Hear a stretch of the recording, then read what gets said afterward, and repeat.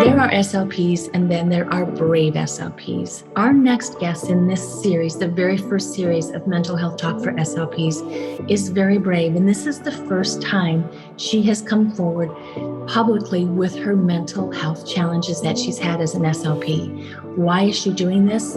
Because she's ready to share for others to learn and to be a guiding light for people and SLPs who have mental health challenges as well. So very impactful story, very brave guest.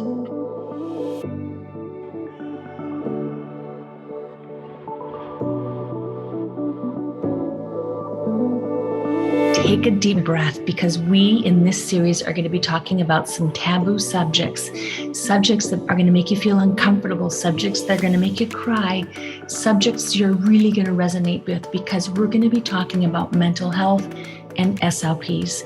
And this whole series is going to be pulling on SLPs who are going to be talking about some of the mental health challenges as it relates to their personal lives and being a speech language pathologist. We're going to be talking about things such as anxiety, panic attacks, depression, bipolar, and substance abuse. I want you to listen to this series and hear their inspirational, powerful, and impactful stories from SLPs who are living and struggling and overcoming mental health challenges. We're also going to be listening to mental health leaders as they give us insights into mental health challenges and discuss solutions addressing the mental health crises that sometimes SLPs face. This is going to be an impactful series. Please share with anybody who you know who can benefit from this.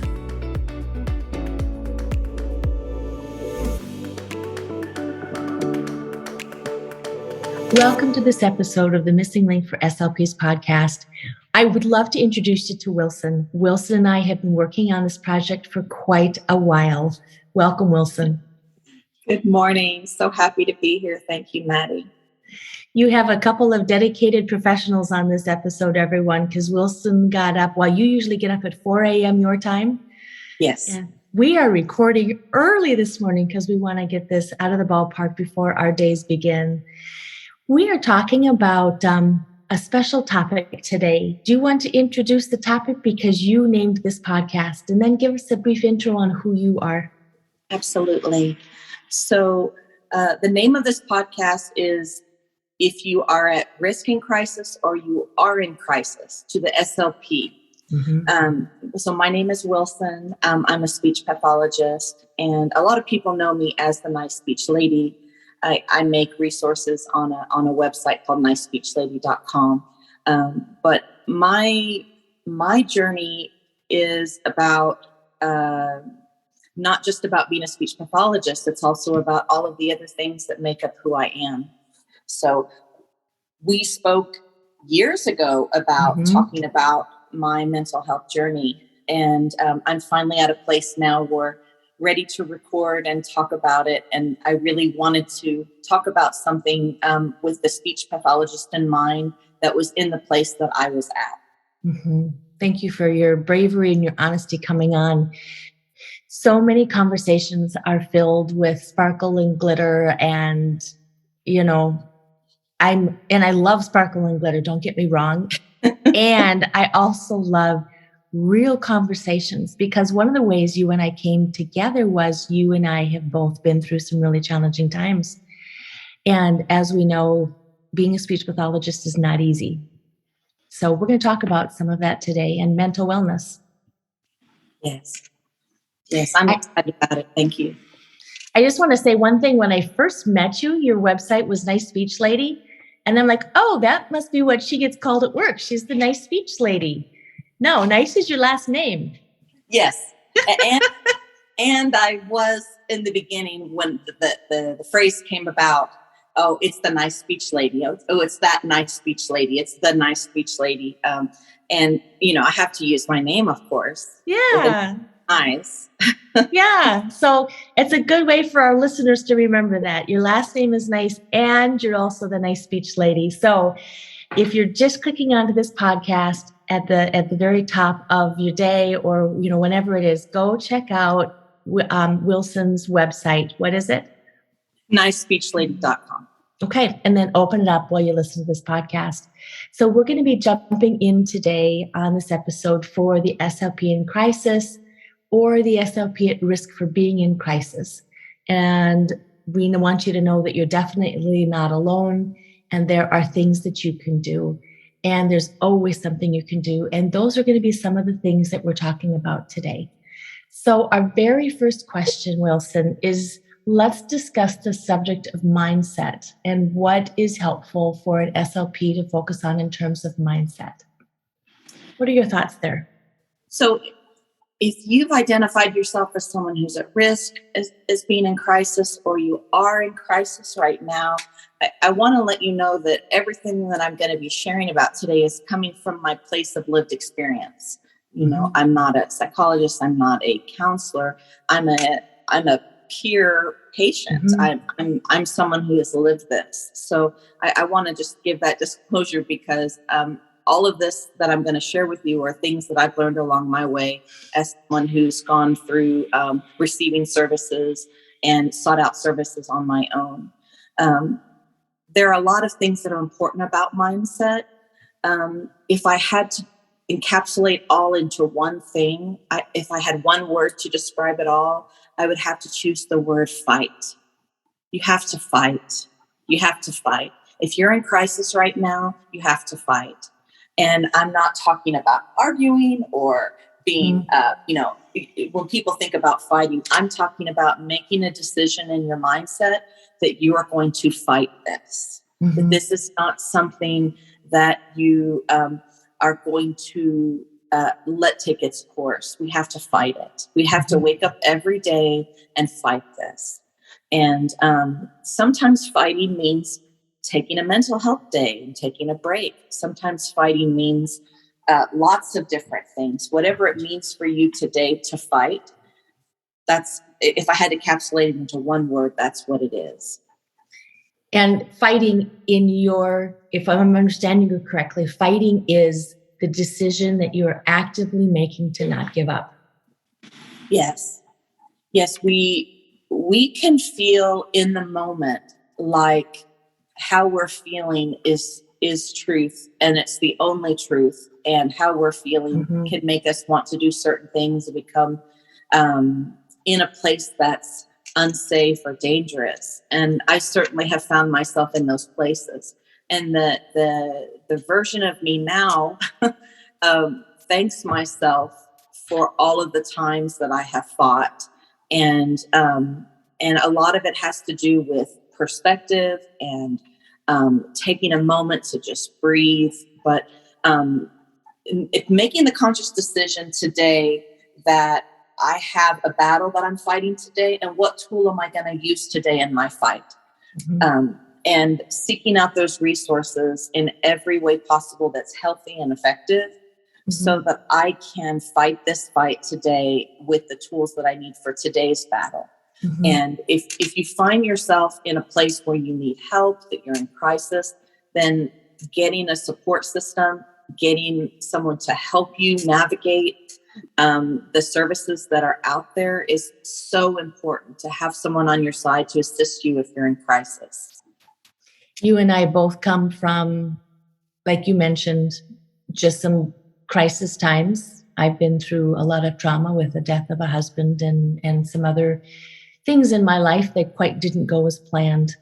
And I love the fact that you're talking about tools, because tools remind me of, it's such a term where it's like, okay, I need to do this, so I'm going to take this tool. So quite literally, when we have tasks we have to do around the house, we go get a screwdriver, we get a wrench, right? When we work with our patients, we get our clipboard tools or our flashlights, whatever it is to do what we need to do. And mental health is not, it's different, but it also can benefit from using a set of tools to help you get through what you need to get through. Let's talk about what you recommend in terms of actual actions and tools that SLPs can take if you're in crisis or at risk for being in crisis. Sure. I want to take about actions, but can I jump back to the topic of mindset? Because sure. I'll just share something that I've learned, even in just the last 6 months, sometimes there are things that that are barriers in our journey to recovery, and we don't even realize that we have that barrier in our journey. So for example, so it's important for us to identify, what it is in terms of mindset that's preventing us from moving forward. So for me, the term self-care has always been a triggering word for me. Ironically, most people think that that's a great word. For me, that's a triggering word because of my past and the things that I've experienced. I was called sometimes in my younger years, growing up, I was called selfish a lot. So if someone tells me now as an adult, oh, remember self-care, that's actually triggering for me because my mindset is, you're calling me selfish. So it's really important. It's really important to understand what our mindset barriers are, because for me to be able to do the self-care things I need to be able to choose a different word. And I don't use the word self-care. I use the word nurturing, because it's not a triggering word for me. And that's just one mindset example. And then, committing to myself to nurture myself in every way. It has just been a big mindset thing for me. And to the SLP in crisis, I think it's important to identify what barriers are there in your mind that you don't even know, that you haven't identified yet, that are preventing us from seeking out the help that we need or fully benefiting from the services we're receiving. So to answer your question about the actions, I would say, for my background is that I really benefited from dialectical behavioral therapy. That's what was my turning point when I went to residential treatment 6.5 years ago. When things got to a crisis point for myself, I had a wonderful decision by my husband made that we were going to go out of state because there were not services here in New Mexico at that time available for someone like me. I had to I had to source out. So we went to Illinois, and then I started my treatment there. And then my husband came back while I started my recovery.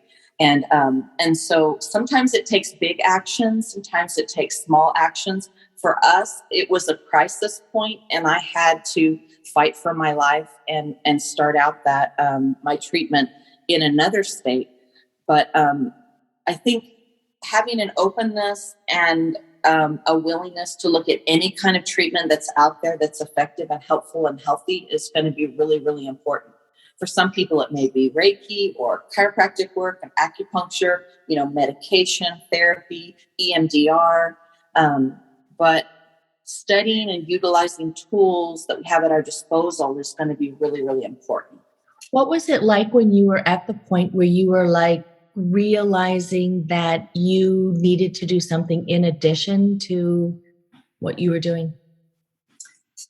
Well, part of my story is that I was misdiagnosed for 20 years. I was given a label of depression, NOS, and anxiety and PTSD for 20 years. And I kept going in and out of the hospital, just crisis after crisis. And I wasn't getting what I needed. The turning point for me was getting the indicated diagnosis. And the indicated diagnosis for me at that time was borderline personality disorder. That was December of 2015. And now 6.5 years later, I don't qualify for that diagnosis anymore.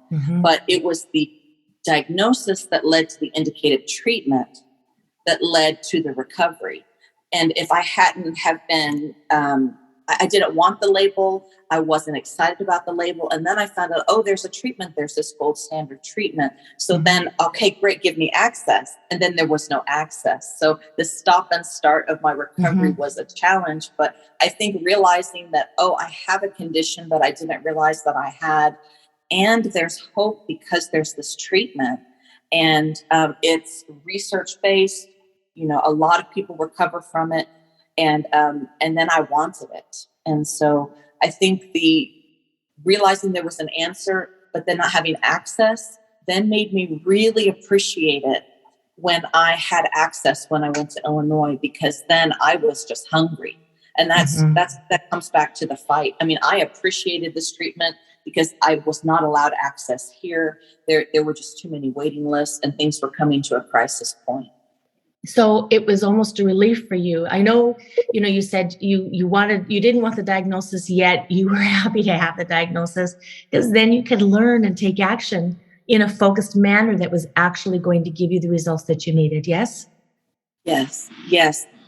I didn't know that there was treatment for any kind of personality disorder, because back in the 90s when I was in college, they didn't teach that in my Psychology 101 class. I was misinformed. And so that just goes to show you that sometimes we don't know what we don't know. And not knowing not knowing what we don't know can be a barrier to us moving forward. And I had to have that getting that diagnosis was key for me to get the indicated treatment. And it was a relief. Of course, there's a lot of stigma about that diagnosis. And I think it's important for people who have recovered from the diagnosis to say it. I mean, it's important for people to know that there is hope, and that having a diagnosis doesn't always necessarily mean you're going to always have that diagnosis. And our recovery is fluid, and to embrace it, even if we don't feel like it, we just go with it and receive the help. That gives me goosebumps, because you're standing with my challenges. I just remember standing at the beginning of a journey, at the beginning of a trail, and it's like, do I really have to go down this trail? Is this a trail that I have to go down? And my choices are either stand at the head and not take the journey that I need to take, or take the journey, enjoy, learn, not enjoy, come out on the other end, possibly recovered, possibly still challenged, going through everything, but definitely having made a difference in my life for the positive. I'm so thankful. I'm so thankful for all the services I've received. And I can't believe I'm saying this, but I'm thankful for the treatments that I received that maybe didn't go as planned and weren't perfect, perfect in quotes here. The mental health treatment system we have is made up of people, and not all people are going to always do what I need at all the given times. And there can still be some lemonade out of those lemons, and there can still be things I can learn even in a situation that may not be ideal. And so those actions. And one thing that has really also helped me is identifying my need for validation, and how it's important for me to give myself that. And I never really learned how to do that. So I sought it out in other people. And I'm still on that journey of learning how to validate myself, and how to find validation in ways that aren't dependent upon other people. Because, and I'm getting stronger and stronger in that. And I'm really, really, really thankful. That is so key. That internal validation versus external validation. Yes. So key. It really is, because if we didn't get what we needed to growing up to learn how to do that, it's really hard to learn it as an adult. And so I'm learning. I'm continuing to learn, and just having that openness to the possibility of learning new things is really going to serve someone well when they're in crisis, because like I said, we don't really know all things about what's going to be the answer to our challenges and our struggles. And if we have an openness to that, and always, and realizing also that more doesn't always mean better. And, it's about finding that effective fit in things. That effective fit. Tell me more about that. So borderline is not a condition that the number one go-to place is to look at medication. So the indicated treatment for borderline is dialectical behavioral therapy, which is a skill set treatment approach based in mindfulness. That is, talk about tools. It's about this tool, that tool, this tool, that tool, and it's all based in mindfulness. And so I was treated with medication for so many years that, I even had a point where a doctor said, "Are you even taking your medication?" This was before I was diagnosed with BPD. And I'm like, "Yes, I'm taking my medication." So, so the answer of more medication was not my answer, because what I needed was a treatment that looked at how I was thinking. And medication can't change that. But for an SLP in crisis, it may mean medication. It may mean other things. But so like if I used to think that, I need therapy X amount of times a week, and if I get one time more than that, then that'll be more recovery. But that's not always the case. More doesn't always equal better. It's about the effective right fit. If 2 sessions a week or 1 session a week, for some people it may be going to a day program, for a while and then scaling back to outpatient. So it's important for people to know all the different types of services that are in the mental health system, and all the untraditional, the non-traditional approaches. And you find the right fit for you and your brain, because no one has your brain. Your brain is unique, and what's going to work for me may not work for you, may not work for another person. But it's about finding that effective right fit. And I think that changes over time. What I need now, 6.5 years post-diagnosis and no longer meeting the criteria, I need different things than I needed 6.5 years ago in terms of my treatment. And that goes back to that giving up. My disorder, my diagnosis would be complex PTSD. And what we go through evolves. So where we are in one point in time may be very different from where we are in another point in time. And I know with my challenges, I had like a mental fog. And now I'm clear. My clarity is clear. My thinking is clear. And now when I do my mental health work, I am there. I'm working with a counselor that is just, we connect. And it's not more, it's effective and connecting and engaging. And that effective fit provider that you can find, that person is part of your dream team. Everyone has to identify their dream team. And, even my dog is on my dream team. I mean, it's about, tying in all those things. And I think one of the things in terms of actions that really, really helped me was making the decision to work on Project Me. I had reached a point that I was avoiding myself so much because I was in such a place of turmoil. I was working so much to avoid having to deal with Project Me. And so that was really an important decision for me too, is that it's okay to invest in myself. It's important to invest in myself. And the me years from now will thank me for not acting on my emotions, but instead using my wise mind. We talk about wise mind in DBT, using my wise mind, which is the convergence of emotions and logic. It's the blending of both, to come to a place of knowing what I'm going to need and then going after it. And then every day asking myself, what is my most effective step today? What does my body and my mind need today to take care of myself and nurture me?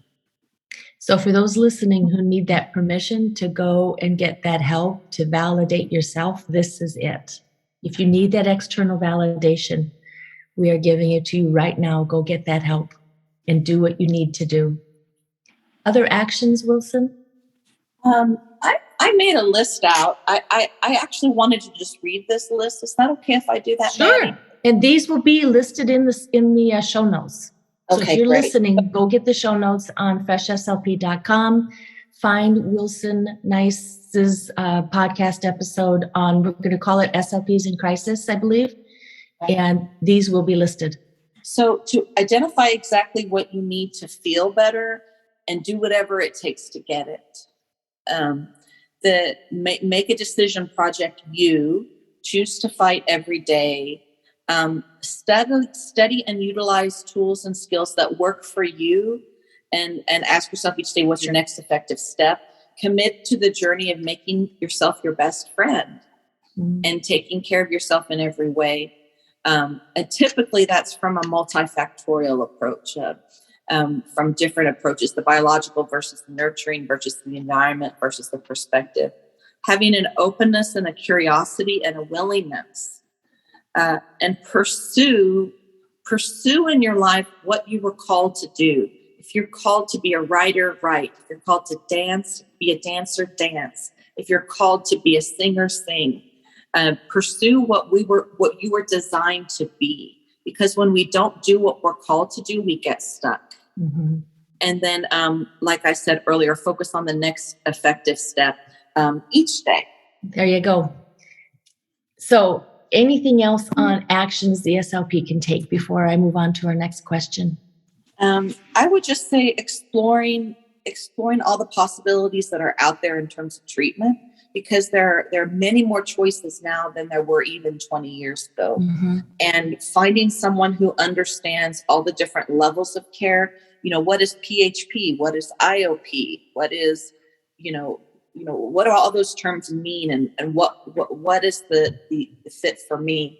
And then also speaking up when you are in an emergency place. When you get to an emergency place, if you're in an emergency place, you need to go get help now. And there's nothing wrong with an emergency room. In terms of asking for help, it may not be the most validating place to be. And at the same time, when you come to an emergency place, you need to go to an emergency room. And that is a decision that is important to make. So let's talk about some other decisions that SLPs can take if you're in crisis or at risk of being in crisis. Can you talk about the decisions you had to go through and the decision-making processes? Sure. So I identified pretty early on when I was in Illinois at a place called Timberline Knolls. It was a residential center. I realized really quickly that I was making decisions that was placing myself at odds with myself, where I was almost being my own worst enemy. And I'm not saying everyone is in this place when they're in crisis. And for me, that's the case. I was making decisions where I was like sabotaging myself. And so I had to identify that, and I had to make the decision to stop doing that. And I realized also that it was important for me to set up routines in my life, that if I realized if I exercise in the morning, it's more likely to get done, that exercise is an important part of my routine and my recovery. And in terms of an eating plan, it was important for me. So setting up routines wisely and then following through with them was really important for me as a decision. In my story, I not only have had a diagnosis of BPD, but I also have struggled with some eating issues. So that's something that I had to seek out specific help for, and just kind of identifying this is an area I need assistance with, and then having the willingness to do it, even though it may be scary, and even though it may be not something that's going to make us feel comfortable. It's important to do that. Another thing that I kind of did is I kind of had to triage the different kinds of therapy that I wanted to do. And there may be, now kind of things to address, and then there'll be final frontier areas to address later in terms of different things you want to tackle. Because we can't tackle everything all at once in treatment. And sometimes we have to take things in bite-sized pieces. So that was important for me. All important decisions. And when I first, I don't know, I used to believe in luck, and I still kind of do. And I more strongly now believe in making good decisions. So when I have, a child or a student or somebody, instead of saying good luck, I'll say, go make some good decisions. And making good mental health decisions is key in your recovery.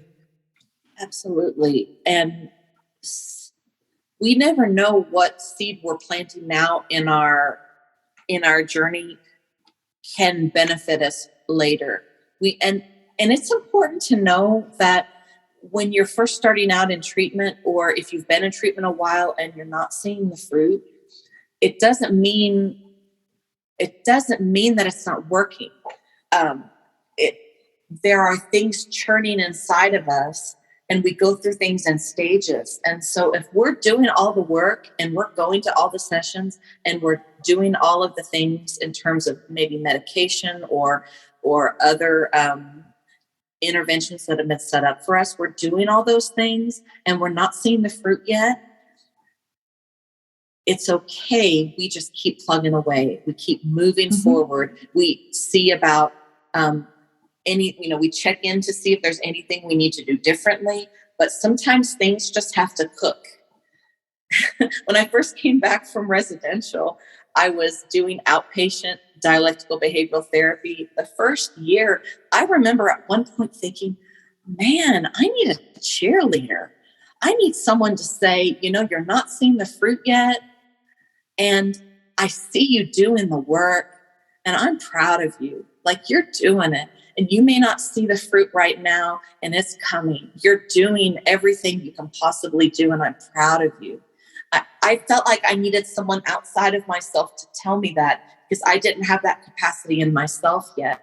And so find that friend, find that family member who's your bosom person, who can say, I see you and you're doing it, and I'm proud of you. And good for you. Good for you for investing in yourself when you're not yet seeing the return. Wow. That is so important. That is, I'm tearing up because mental wellness can be a very lonely journey. It can be a very lonely journey. And being able to find that bosom friend is a gift. And sometimes you don't have that bosom friend. And sometimes that bosom friend is you. Yes. It goes back to that. Absolutely. So what has helped you the most in your recovery journey, Wilson? I have to say that the powers that be, higher power, God, whatever you want to call it in your life, my faith brought me to a place of needing a certain kind of treatment, and that treatment for me was DBT, the dialectical behavioral therapy. It saved my life. It really did.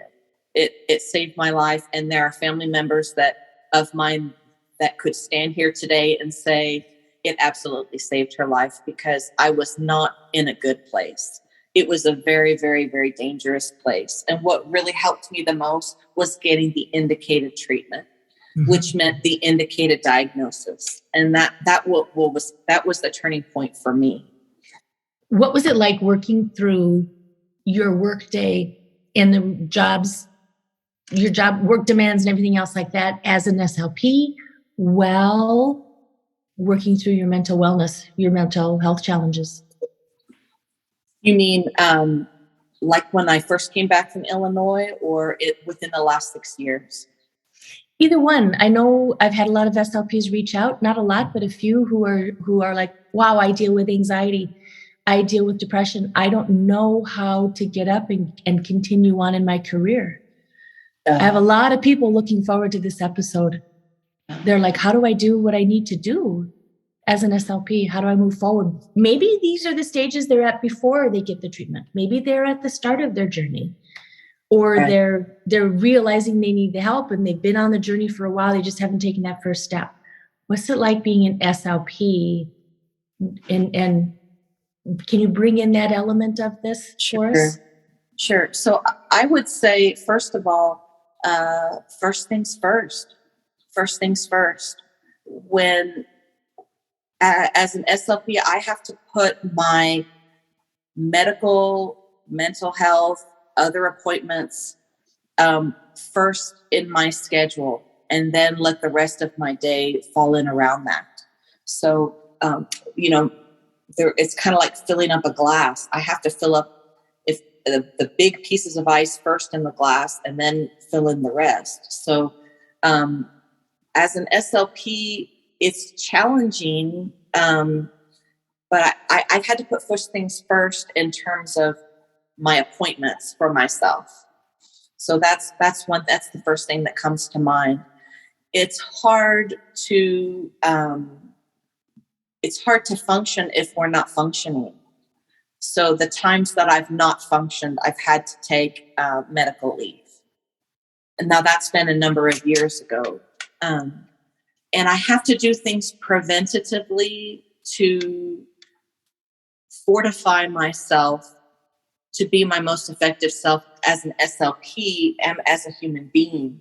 So it's about using skills in reaction to how I feel, but also it's using skills preventatively before the day begins to fortify myself. And if I don't do those things, then I find myself really working in reaction mode. And so setting up those things that I need in my life, navigating all those chess pieces in terms of what skill am I going to use here, it is just really, really important. It is a full-time job having a diagnosis. Mm-hmm. That in and of itself is takes 100% of your time. So how do you care for others? Well, I use my job as one of my skills. So one of the jobs in DBT is contributing. Contributing is a skill. Contributing may look like if you're really down, you're really sad, you're really anxious, and you want to try to make an impact on how you're feeling, going to the store and buying 4 dozen socks and going down to the homeless area and giving out socks to the homeless folks. And that gives you a lift to make it through to your next effective skill that you're going to use, your next effective tool you're going to use. And so for me, if I'm feeling 100% intense in my emotions, I use one skill to get to 90, then another. I may go for a walk, and that takes me down to 80%. And then I use another skill to take me down to 75. And so I chip away at how I'm feeling based on my skills. But contributing is one of my major skills because it makes me feel good to impact other people. It makes me feel good to do what I'm called here to do in terms of my occupation. So I used to use my work as an escape, right? Remember I was talking about before I went away to residential, I was working 4 jobs. I was doing everything I could to escape looking at myself and taking care of myself. And then after I started doing DBT, now it's about how can I use my job as a skill? My working at my job is actually working on my recovery, my program, because I'm contributing. But finding that balance, it's about finding that balance between, contributing and contributing to others and contributing to myself. So that balance, it's not an easy thing to do. And having a team behind you that can help me when I get off kilter or I need to add something to my program is really important because I can't see outside of myself.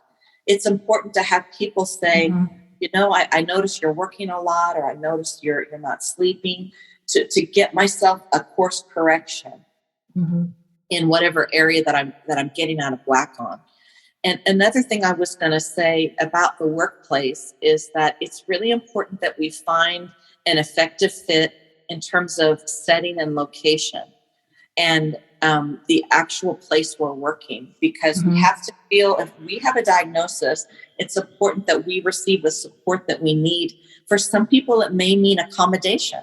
It may mean going to HR and saying, I have ADD, or I have bipolarism, or I have, anxiety, and I need these things. I'd like to request accommodation, and my doctor can provide that note for you of what things will help me be successful. Just like someone who's in a wheelchair requests accommodation, we can request accommodation too at our work. For some people, it may be just about having that good connection with our boss, but environment is really important in the workplace when it comes to mental health. If we're in an invalidating environment, it is a million times more challenging to recover and be our most effective self as a therapist if we're not in a supportive environment. And advocating for our needs. Well, advocating for our needs and it being in an environment where advocating is accepted. It's not always the case to do that. And so we may need to find a different place if it's not safe for us even to advocate for what we, because not all employment settings are equal. And that's why I wanted to create my own environment of what I would desire, because there's a need for a supportive, accepting, non-judgmental environment. It's really, really important. So that brings us to our very last question. And you just alluded to what I want to ask about. Where are you working on? What are you working on next in your path of healing, and what are you doing?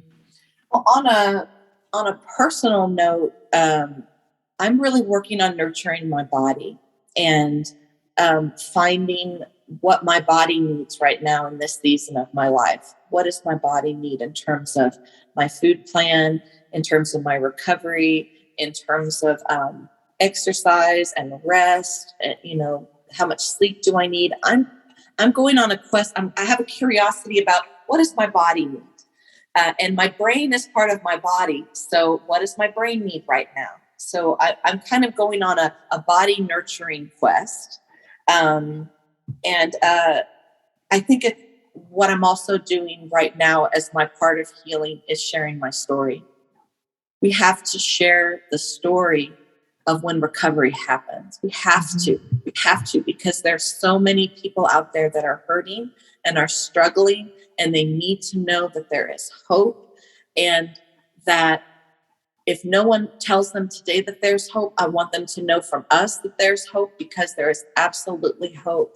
And one phrase that I use that really helps me is 100%. I 100% feel this way with this intensity right now. And it is very likely that I won't always feel this way. You may be in crisis right now, but you may not always be in crisis. And the you that in the future that's not in crisis will thank you for doing what you can to survive this moment. And sometimes surviving this moment means not acting. Sometimes surviving in this moment means taking a break. So sharing my story. I've also applied to be a peer support worker in New Mexico. I want to do some volunteering as a peer support worker. I don't know if you know much about that program. No. There's a movement all across the country for peer support workers, for people who have had 3 years of recovery, who want to be a peer support to other people who are new to a diagnosis or need support. So it's a program. It's I think it's a 40-hour program that a person goes through, but then they can go and work as a peer support worker in facilities and be there for other people who are in their recovery journey that need some encouragement, because who else can say, I get it, than someone who's been there. Right. I'm also pursuing writing my story. I'm right now, I'm just putting down thoughts of what I want to include in a book, but I'm writing down my story. And then I'm also building my own business. I have a telepractice that I'm growing, and someday hope to bring on other people to the team. And my hope is that it be the most supportive environment, and it be for people that really desire validation and support and encouragement and mentoring, and going to where you want to go with your own practice. Well, thank you for your time. Thank you for your transparency and for your story. Happy to be a part of it. And I am sure it's going to make a difference in some of the listeners that are listening to this episode today. Thank you, Wilson. Thank you.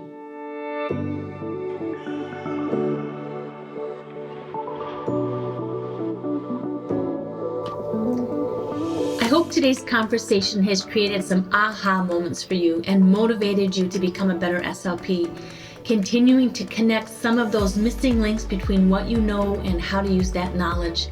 Thank you for downloading the Missing Link for SLPs podcast. And if you enjoyed the show, I'd love you to subscribe, rate it, and leave a short review.